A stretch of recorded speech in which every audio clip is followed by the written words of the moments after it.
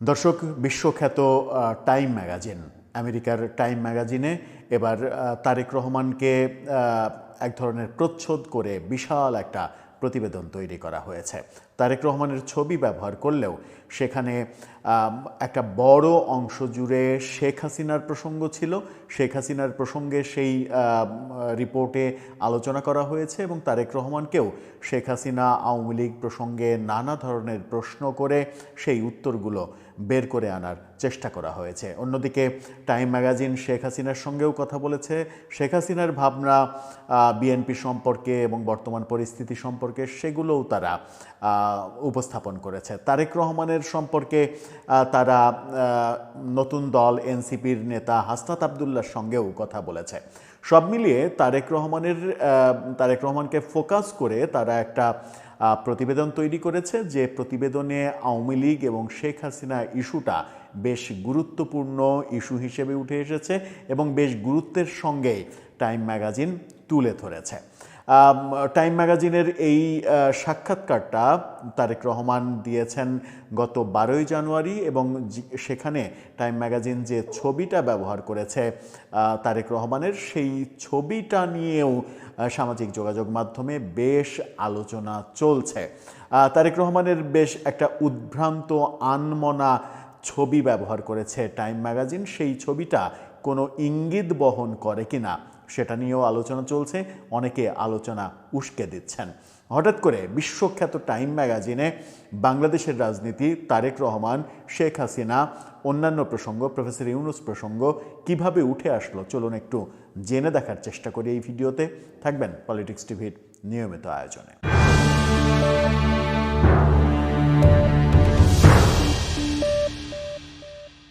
দর্শক, বলছিলাম বিশ্বখ্যাত টাইম ম্যাগাজিনের কথা। সেখানে তারেক রহমানকে প্রচ্ছদ করে তারা যে প্রতিবেদনটা তৈরি করেছে সেই প্রতিবেদনের শিরোনামটা দেখে নিতে পারেন। তারেক রহমানের মুখে হাত দেওয়া, থুতনিতে হাত দেওয়া, পোজ দেয়া একটা ছবি তারা ব্যবহার করেছে। তারা শিরোনাম করেছে এক্সক্লুসিভ বাংলাদেশের প্রডিগাল সন। এই যে মানে অপব্যয়ী পুত্র, এই শব্দটা ব্যবহার তারা কেন করলো সেটা আপনি টাইম ম্যাগাজিনের পুরো প্রতিবেদনটা পড়লে হয়তো কিছুটা আঁচ করতে পারবেন। এছাড়া এই প্রতিবেদনে তারেক রহমান উত্তরসূরি রাজনীতি চালাচ্ছেন কিংবা রাজনৈতিক উত্তরসূরি হিসেবে তিনি রাজনীতিতে এসেছেন, এই ব্যাপারটাও ফোকাস করার চেষ্টা করেছেন, কিন্তু তারেক রহমান ব্যাপারটাকে অস্বীকার করেছেন। তিনি খালেদা জিয়ার পুত্র কিংবা জিয়াউর রহমানের পুত্র হিসেবে বিএনপির দায়িত্ব পেয়েছেন, এই যে কথাটা টাইম ম্যাগাজিনের, সেটাকে তারেক রহমান গ্রহণ করেননি। তিনি প্রত্যাখ্যান করেছেন এবং বলেছেন তিনি জনগণের ভালোবাসায়, জনগণের ইচ্ছাতেই রাজনীতিতে আজকে বিএনপির চেয়ারপারসন হিসেবে আবির্ভূত হয়েছেন। বেশ কিছু বিষয় টাইম ম্যাগাজিনের এই রিপোর্টে তুলে আনা হয়েছে। বিশাল প্রতিবেদন, সেই বিশাল প্রতিবেদন থেকে ছোট ছোট কিছু বিষয় নিয়ে এলোমেলো করেই আমরা একটু আলোচনা করে বোঝার চেষ্টা করি যে কি কি বিষয় উঠে আসলো সেখানে। একটা গুরুত্বপূর্ণ প্রসঙ্গ তার সঙ্গে আলাপে উঠে এসেছে, সেটা হচ্ছে যে আওয়ামী লীগকে বাদ দেওয়া সঠিক কিনা সে বিষয়ে তারেক রহমানকে কিছু বলা হবে কিনা। তবে নীতিগতভাবে তিনি বলেন যে তিনি কোনো রাজনৈতিক দলের নিষেধাজ্ঞা পছন্দ করেন না। তিনি এই ব্যাপারে বিস্তারিত কথা বলতে চাননি, কিন্তু বলেছেন যে নীতিগতভাবে বিএনপি কোনো রাজনৈতিক দলকে নিষিদ্ধ করা পছন্দ করে না। অর্থাৎ আওয়ামী লীগকে যে নির্বাহী আদেশে নিষেধাজ্ঞা জারি করা হয়েছে তার কার্যক্রমের ওপরে, এটার বিরুদ্ধে তারেক রহমান তার মতামত দিয়েছেন এবং বিএনপি যে এটার পক্ষে না সেটা বলার চেষ্টা করেছেন। তিনি বলছেন যে কারণে তিনি পছন্দ করেন না, কারণ আজ যদি আপনি কোনো রাজনৈতিক দলকে নিষিদ্ধ করেন তাহলে আগামীকাল আপনি আমাকে নিষিদ্ধ করবেন না, এমন তো কোনো নিশ্চয়তা আছে কি, সেই প্রশ্ন করেছেন। এই ব্যাপারটা শেখ হাসিনা পতনের পরপরই যখন আওয়ামী লীগ নিষিদ্ধ করার দাবিটা উঠছিল এবং এনসিপি তখনও গঠিত হয়নি, যখন হাসনাত আবদুল্লাহর নেতৃত্বে যমুনার সামনে একটা বড় আন্দোলন তৈরি করা হলো। অনেকে বলেন যে সরকারের ইচ্ছাতেই আন্দোলনটা হয়েছে। সেই সময় কিন্তু বিএনপির একাধিক নেতা বলেছেন যে আজকে আওয়ামী লীগকে নিষিদ্ধ করছে, কালকে যে বিএনপিকে নিষিদ্ধ করতে চাইবে না তার গ্যারেন্টিকে। তখন বলা সেই কথাটা এবং তারেক রহমানের আজকে বলা, মানে গত 12ই জানুয়ারি বলা এই কথাটার যে সত্যই বাস্তবতা রয়েছে, বর্তমান নির্বাচনকালীন রাজনৈতিক যে প্রতিপক্ষের কথার যুদ্ধ, সেই কথার যুদ্ধের মাধ্যমে আমরা কিন্তু সেটা টের পাচ্ছি। অনেকে বলছেন যে আওয়ামী লীগের পরে এবার বিএনপিকে মাইনাস করার প্রক্রিয়া মাথায় নিয়ে অনেকেই রাজনীতি করছেন। সেজন্যই তিনি বলেছেন যে অবশ্যই যদি কেউ কোনো ধরনের অপরাধ করেন তার বিচার হবে, কিন্তু দল নিষিদ্ধ করার পক্ষে বিএনপি কিংবা তিনি না। এছাড়া এই প্রতিবেদনে উঠে এসেছে জামাতের প্রসঙ্গ। সেখানে বলা হয়েছে জামাতের লক্ষ্য হলো তাদের সংবিধানে শরিয়া আইন প্রতিষ্ঠা করা, যদিও তারা তাদের উগ্রবাদী বক্তব্যকে সংযত করেছে, নিজেদেরকে ফ্যাসিবাদ বিরোধী হিসেবে পুনঃপ্রকাশ করেছে, সমাজ কল্যাণের উপরে জোর দিয়েছে এবং অন্যান্য দলের সাথে কাজ করার অঙ্গীকার করেছে। অর্থাৎ জামাত একটা কৌশলী আচরণ করছে, সেই প্রসঙ্গে তারা বলছে। টাইম ম্যাগাজিন বলছে যে এমনকি তারা সংখ্যালঘুদের শক্ত ঘাঁটি হিসেবে পরিচিত একটি নির্বাচনী এলাকায় একজন হিন্দু প্রার্থীকেও মনোনয়ন দিয়েছে। সমালোচকরা যদিও বলছেন যে এই পরিবর্তনগুলো কেবল প্রসাধনী, অর্থাৎ এক ধরনের মুখোশ, সেটা বলার চেষ্টা করা হচ্ছে। তবুও অনেক সাধারণ বাংলাদেশি ধর্মতাত্ত্বিক ধারণা থেকে আসা দুর্নীতিমুক্ততার আবরণে বিক্রি হয়ে গেছে। জানুয়ারির শুরুতে জামাতের নেতা এমনকি প্রকাশ করেছেন যে তিনি একজন সিনিয়র ভারতীয় কূটনীতিকের সাথে গোপন আলোচনা করেছেন। অতীতে অকল্পনীয় একটি অভূতপূর্ব বৈঠক, ভারতের সঙ্গে বৈঠক, এটা কল্পনাই করা যায় না যে ঘটনাটা এবার ঘটেছে। তারেক রহমান এই ব্যাপারে উদ্বিগ্ন নন। মানুষ কেবল এমন একটি গণতন্ত্র ফিরে পেতে চায় যেখানে তারা স্বাধীনভাবে কথা বলতে পারে, যেখানে তারা নিজেদের প্রকাশ করতে পারে। তারেক রহমানের এই বক্তব্য। ভারতের সঙ্গে সম্পর্ক মেরামত করা যেই ক্ষমতায় আসুক না কেন তার অগ্রাধিকার হবে। মানে তারেক রহমান বলছেন যে তারা যদি ক্ষমতায় আসেন তাহলে ভারতের সঙ্গে সম্পর্ক মেরামত করাটা তার অগ্রাধিকার হবে। সেই ক্ষেত্রে বাংলাদেশ প্রায় মানে এশীয় পরাশক্তি দ্বারা বেষ্টিত। সেখানে বলা হচ্ছে প্রায় 2500 কিলোমিটার দীর্ঘ যে সীমান্ত, সেই সীমান্তের কথা বলা হচ্ছে। এবং তারেক রহমান এটাও বলছেন যে আমরা এই সম্পর্ক মেরামত করার চেষ্টা করব, তবে আমরা মাথায় রাখব যে প্রথমে আমাদের স্বার্থ, তারপরে অন্যের স্বার্থ। আর্থসামাজিক সূচকগুলোর উন্নতি না হলে এবং দ্রুত না হলে আওয়ামী লীগকে ভোট থেকে বাদ দেওয়ার সিদ্ধান্ত বিপরীতমুখী হতে পারে, এমনটা টাইম ম্যাগাজিন উল্লেখ করে বলছে। দেশের বৃহত্তম ও প্রাচীনতম রাজনৈতিক দলকে বাদ দিলে এমন কোনো নির্বাচনকে কখনো সুষ্ঠু অবাধ বলে বিবেচনা করা যায় না, এমন মন্তব্য করেছেন শেখ হাসিনা টাইম ম্যাগাজিনের সঙ্গে। তারেক রহমানের এই সাক্ষাৎকারের শেখ হাসিনা পার্টে এই কথাটা টাইম ম্যাগাজিন উল্লেখ করেছে। আমাদের প্রথম অগ্রাধিকার হবে আইনের শাসন নিশ্চিত করা। তারেক রহমানের বক্তব্য, মানুষ যাতে রাস্তায় নিরাপদে থাকে, ব্যবসা করার জন্য নিরাপত্তা তাদের থাকে এবং সেটা নিশ্চিত করা যায়, সেই লক্ষ্যে বিএনপি কাজ করবে, ক্ষমতায় গেলে সেটা বলেছেন। কিন্তু একই সাথে আইন শৃঙ্খলার অবনতি ঘটেছে, বিশেষ করে নারীদের ওপরে নির্যাতন, বিশেষ করে অনলাইনে নির্যাতনের ঘটনা উদ্বেগজনক বৃদ্ধি পেয়েছে। 12 ডিসেম্বর ঢাকায় মুখোশধারীদের হামলায় ওসমান হাদির মৃত্যু, তার মৃত্যুর কারণ, মৃত্যুর পর নয়াদিল্লির সমর্থক বলে অভিযোগ করে একটি জনতা ঢাকার 2টি শীর্ষস্থানীয় সংবাদপত্রের অফিসে আগুন ধরিয়ে দেয়, যার ফলে আগুনের শিখা আরও উপরে উঠে যায়। ধারণা করা হচ্ছে যে জুলাইয়ের বিদ্রোহে তাদের ভূমিকার কারণে জনসাধারণের মধ্যে তীব্র বিদ্বেষের কারণে পুলিশ এবং সামরিক বাহিনী তাদের পুরোপুরি দায়িত্ব পালন করতে অর্থাৎ ক্ষমতা বোধ করে না। এই টাইম ম্যাগাজিন বলছে যে আইনশৃঙ্খলা রক্ষার যে মানে আইনশৃঙ্খলা পরিস্থিতির যে অবনতি, সেই অবনতিটা এতটাই নিচে গেছে যে দেশের শীর্ষস্থানীয় 2টা পত্রিকা পুড়িয়ে দেওয়া হয়েছে, যেখানে আইনশৃঙ্খলা রক্ষাকারী বাহিনী নীরব দর্শকের ভূমিকা পালন করেছে। জুলাই অভ্যুত্থান পরবর্তী সময়ে আইনশৃঙ্খলা রক্ষাকারী বাহিনী দেশে তারা আত্মবিশ্বাস এখনও ফিরে পায়নি, এরকম অবস্থার মধ্য দিয়ে বাংলাদেশ যাচ্ছে। তারা বলছে যে অন্তর্বর্তীকালীন সরকার থেকে সকল রাজনৈতিক দলকে বাদ দেওয়া হয়েছিল এবং ইউনূসের কোনো সরকারি অভিজ্ঞতা না থাকায় এই প্রতিষ্ঠান নেতাদের প্রাতিষ্ঠানিক ক্ষমতার অভাব ছিল। নারীরা বিদ্রোহের অগ্রভাগে ছিলেন, কিন্তু অন্তর্বর্তী সরকার সরকারে তাদের বেশিরভাগের পাশেই রাখা হয়েছিল, বেশিরভাগই পাশে রাখা হয়েছিল, মানে নারীদের কখনো সামনে আনা হয়নি, পাশে রাখা হয়েছিল। 6টি সংস্কার কমিশনের মধ্যে মাত্র একটির নেতৃত্ব দিয়েছিলেন মহিলারা, মহিলা বিষয়ক সংস্কার কমিশন। কিন্তু ইসলামপন্থীদের অশ্লীল প্রতিবাদের শিকার হয়েছিল, যারা যুক্তি দিয়েছিল যে লিঙ্গ সমতার জন্য সুপারিশগুলো শরিয়া আইন লঙ্ঘন করে। এই প্রস্তাবগুলো পরবর্তীতে স্থগিত করা হয়েছিল। এই প্রসঙ্গ টেনেও তারেক রহমানকে প্রশ্ন করা হয়েছে যে এরকম পরিস্থিতিতে বিএনপি কি অবস্থান নেবে, যখন অন্তর্বর্তীকালীন সরকার সংস্কারের কথা বলেও নারীদের ব্যাপারে যথাযথ পদক্ষেপ নিতে পারেনি, তখন বিএনপির অবস্থান কি হবে। জুলাইয়ের পর মানুষ চেয়েছিল ব্যবস্থার পরিবর্তন হোক, বিচার বিভাগ, আমলাতন্ত্র এবং পুলিশ স্বাধীন হোক, কিন্তু সেটা হয়নি। পরবর্তীতে নির্বাচনের পরে যে সরকার নির্বাচিত হবে তার জন্য এটা একটা মারাত্মক প্রভাব ফেলবে, সেই কথাটাও বলা হচ্ছে। ডোনাল্ড ট্রাম্প সম্পর্কে তারেক রহমান বলেছেন, আমেরিকার সঙ্গে সম্পর্কের ব্যাপারে বলেছেন, আমেরিকার সঙ্গে সম্পর্ক আমার অবশ্যই প্রয়োজন। ডোনাল্ড ট্রাম্প তার দেশের স্বার্থ দেখবেন, আমি আমার দেশের স্বার্থ দেখব, কিন্তু আমরা একে অপরকে সাহায্য করতে পারি। আমি নিশ্চিত মিস্টার ট্রাম্প খুবই যুক্তিসঙ্গত মানুষ, অর্থাৎ ডোনাল্ড ট্রাম্পের প্রশংসাও করেছেন তারেক রহমান এই সাক্ষাৎকারে।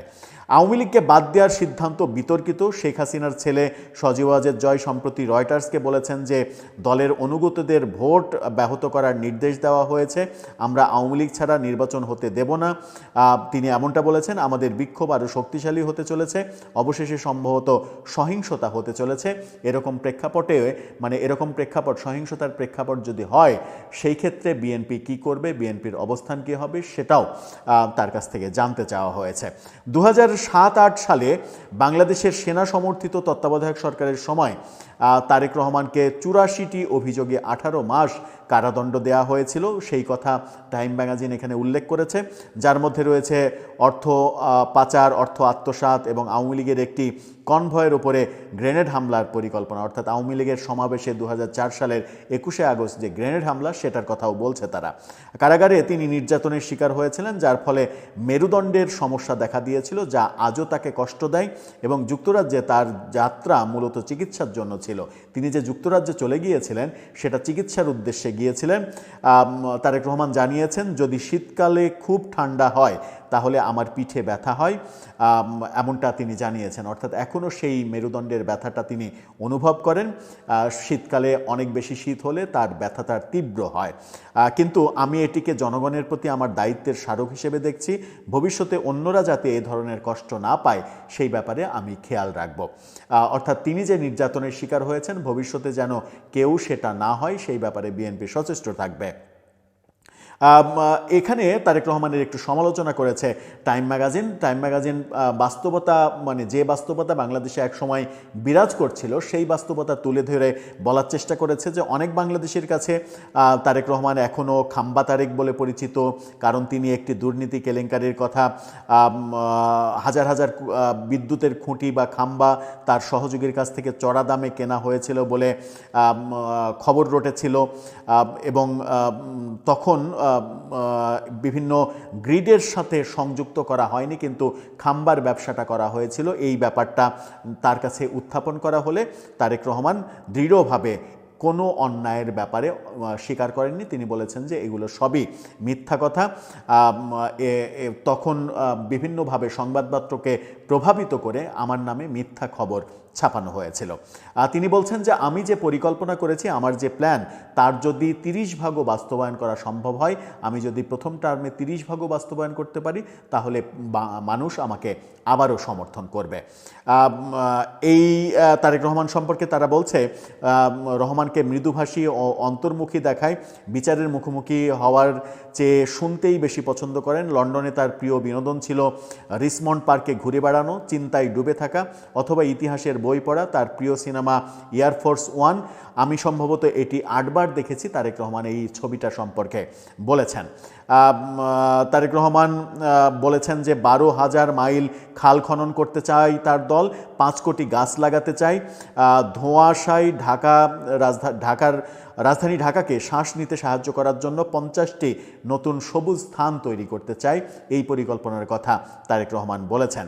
2001 থেকে 2006 পর্যন্ত বিএনপি ক্ষমতায় থাকাকালীন ট্রান্সপারেন্সি ইন্টারন্যাশনাল পরপর চারবার বাংলাদেশকে দুর্নীতিতে বিশ্বে চ্যাম্পিয়ন স্থান দিয়েছিল। সংস্কারবাদীরা আশঙ্কা করছেন যে হাসিনাকে ক্ষমতাচ্যুত করার জন্য 1400 জন পর্যন্ত বিক্ষোভকারীর রক্তপাতের ফলে আরেকটি স্বার্থপর বংশধরের জন্ম হতে পারে।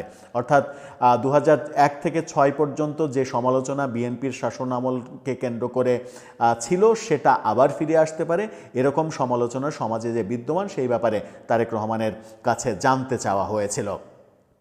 সকল দুর্নীতির কথা তারেক রহমান অস্বীকার করেছেন এবং বলেছেন যে পত্রিকা বায়াসড হয়ে আমাদের নামে মিথ্যা খবর প্রকাশ করেছে, কোনো দুর্নীতির কাজ বিএনপি সরকার করেনি।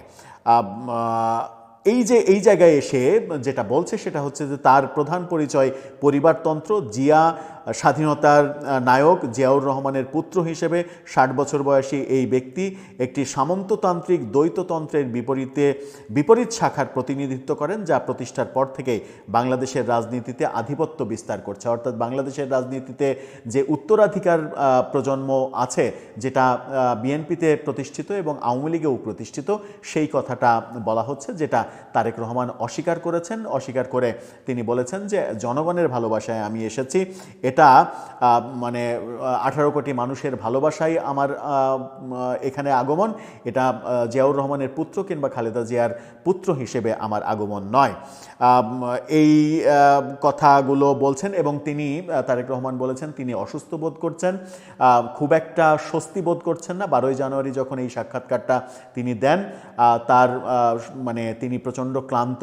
25 ডিসেম্বর দীর্ঘ বিমানযাত্রা করে এসে তারপরে রাতভর রাস্তায় থাকার, সমাবেশে উপস্থিত হওয়া, তারপরে হাসপাতালে যাওয়া, কয়েকদিনের মধ্যেই মাত্র 5 দিনের ব্যবধানে তার মায়ের মৃত্যুর পরবর্তী সময়ে আবার ভোটের আয়োজন শুরু, সব মিলিয়ে একটা মানে ব্যস্ত এবং ক্লান্তিকর সময় তার অতিবাহিত হচ্ছে। সেই সময়ে তবুও তিনি জনগণের জন্য কাজ করতে চান, এই কথা টাইম ম্যাগাজিনে বলেছেন। টাইম ম্যাগাজিন মূলত সাক্ষাৎকার বেসড এটা না, যে একটা প্রশ্ন করা হলো উত্তরে তারেক রহমান কি বললেন, এভাবে প্রশ্নোত্তর পর্বে সাজানো কোনো সাক্ষাৎকার প্রকাশ করেনি।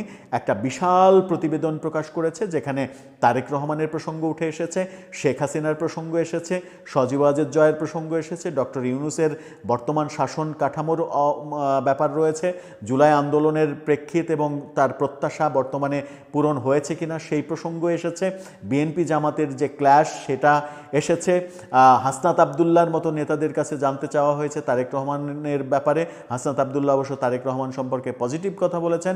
সব মিলিয়ে টাইম ম্যাগাজিনের এই যে প্রতিবেদন, এই প্রতিবেদন বিএনপির জন্য একটা মাইল ফলক হতেই পারত। কিন্তু টাইম ম্যাগাজিন যে ছবিটা, আবার আপনারা ছবিটা একটু দেখে নিন, যে ছবিটা তারা প্রকাশ করেছে, এই ছবিতে তারেক রহমানকে চিন্তামগ্ন মনে হচ্ছে এবং গভীর চিন্তায় মগ্ন তিনি। এক ধরনের মানে কি বলবো, উদাসী মন নিয়ে বসে আছেন। এই ছবির বর্ণনাতে যদি আপনি যান, তাহলে আপনি নিউজটাকে অন্যভাবেও বর্ণনা করতে পারেন, যে তিনি কোনো না কোনো বিষয় নিয়ে দুশ্চিন্তা করছেন। সেটা বাংলাদেশের রাজনীতি, পরবর্তী নির্বাচনের ফলাফল, নানা কিছু নিয়েই হতে পারে তিনি দুশ্চিন্তায় আছেন। অথবা অন্তত মানে 50টা ছবি তুলেছে টাইম ম্যাগাজিন, সেই 50টা ছবি তোলার মাঝখান থেকে এই ছবিটা তারা বাছাই করেছে কেন? টাইম ম্যাগাজিনও কি মনে করছে কিনা যে বিএনপির মধ্যে এখন চিন্তার ভাঁজ রয়েছে আগামী নির্বাচনকে কেন্দ্র করে? সেটাও একটা বড় প্রশ্ন। প্রশ্নটা থেকে আসলো? প্রশ্নটা আসলো গোলাম মাওলা রনির একটা ফেসবুক পোস্ট থেকে। গোলাম মাওলা রনি টাইম ম্যাগাজিনে এই সাক্ষাৎকার ভিত্তিক প্রতিবেদন প্রকাশ হওয়ার পরে ফেসবুকে একটা পোস্ট দিয়েছেন। তার পোস্টটা দেখে নিন। তিনি পোস্টে বলছেন, বিশ্বখ্যাত টাইম ম্যাগাজিনে তারেক রহমানের ছবির অভিব্যক্তি দেখে কি তার ভবিষ্যৎ আন্দাজ করতে পারছেন? পত্রিকাটি জনাব তারেক রহমানকে রাজপুত্র বলে সম্বোধন করেছে। এটা কি প্রশংসা নাকি টিটকারি? এই সাক্ষাৎকার কি আমেরিকার গ্রিন সিগন্যাল নাকি রেড সিগন্যাল? অবস্থা দৃষ্টে মনে হচ্ছে রাজনীতির সাসপেন্স জমে ক্ষীর হয়ে যাচ্ছে। অর্থাৎ এই তারেক রহমানের এই ছবি নিয়ে একটা তির্যক মন্তব্য করে কিছু প্রশ্ন ছুড়ে দিয়েছেন গোলাম মাওলা রনি। প্রশ্নগুলো অমূলক হয়তো নয়, কারণ এই ছবিটা অনেক কিছু মিন করতেই পারে।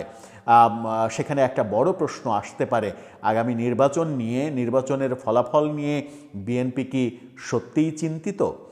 দর্শক, আপনার কি মনে হয়? আপনার মতামত জানিয়ে লিখতে পারেন আমাদের কমেন্ট বক্সে।